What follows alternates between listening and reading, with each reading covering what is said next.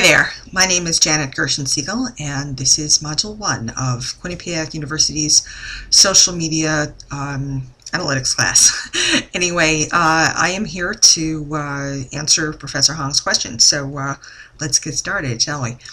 The first thing I want to tell you is a little bit about me. I'm a certification student currently. I'm kind of working out whether I want to become a master's degree candidate. I probably will at some point, but right now this is my second certification class, and I'm a seasoned professional. I've been in the social media space for a long time. I have been a community manager for over 12 years, and I also have an analytical background. I was a data analyst for several years, working on very large databases to the tune of millions of rows of data using Oracle and Hyperion, which used to be called Brio way back when the dinosaurs roamed the planet and we're doing data analysis. Anyway, what am I looking to get out of this class? Certainly I'm looking to be able to develop analytical chops, particularly in the social media space, and also to help with my own social media efforts, my own blog, my own Facebook, Twitter, and whatnot. So let me show you a little bit about what I measure, and both the quantitative and the qualitative. So let's just start with quantitative. So this is SparkPeople. SparkPeople.com is a diet website. And I'm a serious weight loser. I've lost over 90 pounds and have kept it off for several years. And what SparkPeople does is they give you a tool for showing what you've been eating during the day. So let me show you a little bit about some of my numbers here. Scrolling down a little bit, this is breakfast from today, May 19th. Yes, I ate a peanut butter and jelly sandwich, which was jam, peanut butter, and 2 slices of bread. Don't judge me. Plus, of course, cereal with fruit, and you may notice there's no milk in there because I can't stand that. But anyway, the calories, carbs, fat, and protein are right in front of you, so you have all of this information. And here's the totals at the bottom. Lunch was an omelet. Once again, totals at the bottom, and one of the things you might notice here is that the calorie total here is 373, whereas for breakfast it was 491, so I'm actually eating less for lunch. Then at dinner, this is what's planned for tonight. We haven't had dinner yet. The amount is up again, and it's over 560 calories. It's fried chicken, skim milk, a salad. It says Janet salad. This is just something that I put together on a regular basis, so I worked with the Spark as a recipe piece, and so I was able to put together, this is the size of the bowl, this is how much lettuce goes in normally. It's kind of a modified Greek salad because there's feta, cheese, and stuff like that in there. Broccoli, if it turns out we don't have broccoli tonight, or we have some sort of combo, I'll switch this up. And baked potato with skin. And then snack is fruit, yogurt, and a Fiber One bar. And then my totals at the bottom. I have designated calorie ranges that I can go into. This is Spark's idea. Amount of carbs I can go into, amount of fat, amount of protein. As you can see, I'm in range for all of these. And then when we go to the bottom, and it shows how much water I've drunk during the day. And there's a weekly progress numbers here, going up and down, and one of the things you might notice here is that sometimes I was way lower than what I was supposed to be. I tend to not go higher, but I do sometimes go lower, and maybe I'm just a rebel here. My fat content has been in range. My carb content, has sometimes been low, sometimes been high. And you can see these numbers for themselves. Some figures are a little troubling. Iron's a little bit low. Some numbers are very good, such as trans fat staying at 0, which they're supposed to. So it's a quantitative measure. Now, how do I use this data? Well, the way that I use it is with results, and the results, of course, are, did I lose weight last week? Now, losing weight is a complex process. It's about as complicated as the weather. So when you eat right, you don't always lose. And when you exercise, you don't always lose. Now, one of the main things that actually has a lot to do with this is the sodium level. So here we have on the 14th, which was last Wednesday, my calorie level was lower than what I was supposed to have, but my sodium level was almost 2,500 milligrams rather, and you're really only supposed to stay at 2,400 or lower. So I was high. Now, I don't look at my weight from day to day because that can drive you nuts. But I did make up for it later, going way lower, and then today the figure is actually going to be pretty close to the maximum, but it's not going to go over it. I go back and I look at weeks that have gone by to see what is working for my particular body, because the thing that I've noticed in general about calories, I think this is true of everybody, is that there's a real qualitative difference too, because even though these are quantitative measurements, there are also qualitative differences, because if you stray from these ranges and suddenly you have an extraordinarily high fat day and everything else is low, and you stay within calories, but the fat is high, then you can often find that you don't lose. And the same is true for carbohydrates. Protein, when it goes high, tends to not have a negative result, but I do look at this data, and this is how my particular body works. Do I compare with others? You better believe I do. But at the same time, I also try to hold back on that, because I know that other people's weight loss is not necessarily going to tell the tale of mine, or whether mine is stalling. After all, my age, my background, how much weight I had to lose at the beginning, how heavy I was, how long I was heavy, my culture, what I eat during the day, all of this makes a difference. And so, like I said, this is a system that's about as complicated as the weather. So we have measurements here, and they are as objective as they can be. They are as quantitative as they can be, but they're imperfect. So I do my best. But I will also tell you that when I tend to keep my overall caloric numbers relatively low, and I stay within the ranges, I tend to lose. And that worked this past week. I lost about 3/4 of a pound.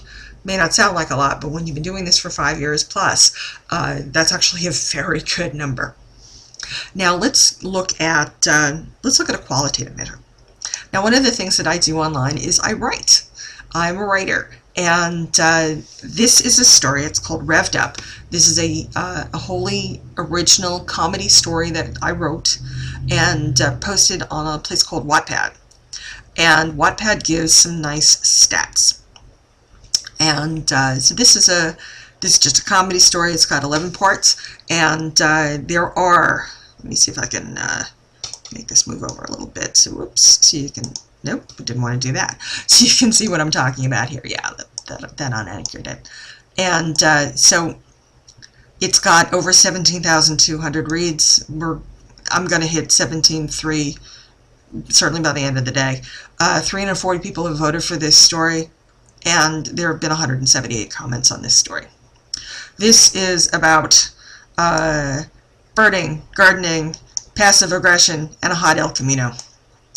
It was featured on Wattpad. It is still featured on Wattpad. And the comments, and I kind of am having a little trouble moving this thing over, but yeah, we go. The comments are the objective part of this, the subjective part, rather, and they are the qualitative part of measurement. So some of the comments, the ones that are showing up right here on the screen, are, this book has amazing characters and truly beautiful plot. I hope that you like writing this story as I like reading it. I think I'd have been tempted to burn them out of their home by the first straw. I'm really hoping that's the conclusion. I don't normally like books like this, but this one is great. This is a very descriptive story. Love the flow of the narration. If we go into the first chapter, there are more comments. Let me go scrolling all the way down here. Except it doesn't feel like scrolling. There we go. Wonderful beginning, great writing, good stuff. We'll be back for more. Great stuff. Amazingly well written. Like, wow, the ending was perfect. Nice finishing touch. How do I use this data? Well, let's look at, I keep a spreadsheet.